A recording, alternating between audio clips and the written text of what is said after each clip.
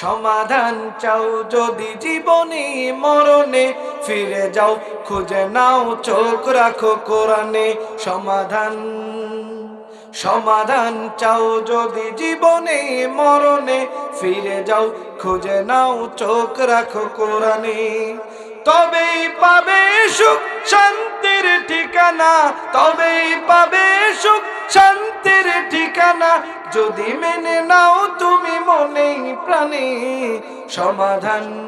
সমাধান চাও যদি জীবনে মরণে, ফিরে যাও খুঁজে নাও চোখ রাখো কোরআনে।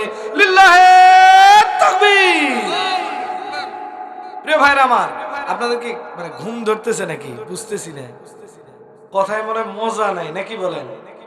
প্রিয় ভাইরা আমার, কোরআনের কথা মজা তখনই লাগবে যখন আপনি কি করবেন, একটু মানে ইলহামের সহিত শুনবেন, তার তিলের সহিত শুনবেন, তাহলে আপনার কোরআনের কথা মজা লাগবে।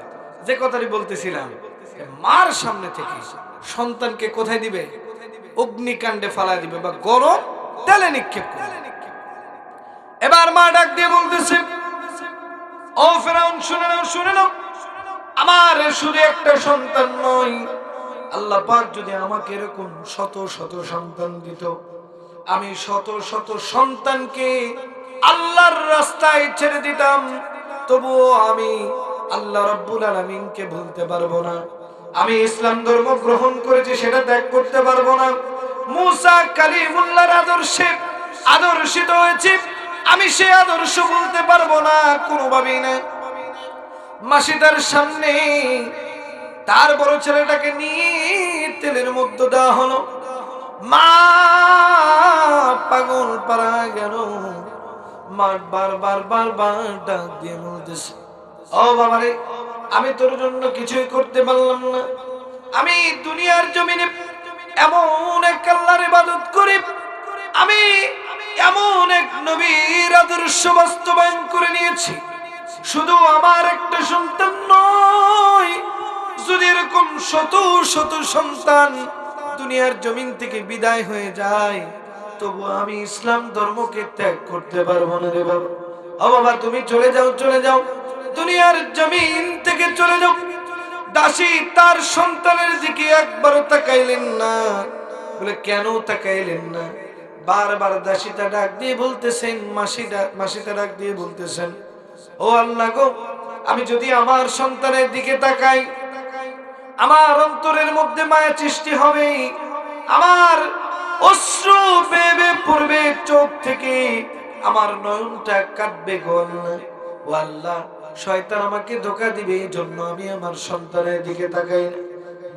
বারবার ডাক দিয়ে বলতেছে, ও দাসী রে, তোমার একটা সন্তান তো আগুনে পুড়ে শেষ হয়ে গেল দাসীটা।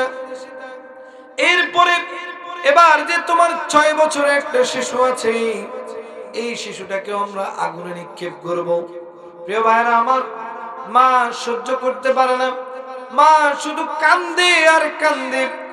আর এই ইহুদি নাসারাদেরকে ডাক দিয়ে বলে, মুশরিক কাফেরদেরকে ডাক দিয়ে বলে, ফেরাউন, ও জামানার বাদশা, এত বড় জুলুম করিও না। একটা সময় আসবে আল্লাহ রাব্বুল আলামিন তোমাকে বিচারের কাঠগড়ায় দাঁড় করাবে, এজন্য তুমি এত জুলুম করিও না। এই যে দাসের কোনো কথা ফেরাউন কান দিলেন না। তার আর একটা সন্তানকে নিয়ে এই জ্বলন্ত টকবকে আগুনের মধ্যে ফালায় দেওয়া হলো, তেলের মধ্যে ফালায় দেওয়া হলো। যেমন করে ভাজি হয় বিভিন্ন জিনিস, এরকম ভাজি হয়ে গেল তার সন্তানগুলো। এবার পালা এসেছে ছোটটার, একদম ছোট বাচ্চা, মায়ের কোলে, মার মুখের দিকে তাকাইয়া কান্দে। মাও কান্দে, সন্তানও কান্দে। চিন্তা করে, এবার তো আমার এই ছোট বাচ্চাটার পালা।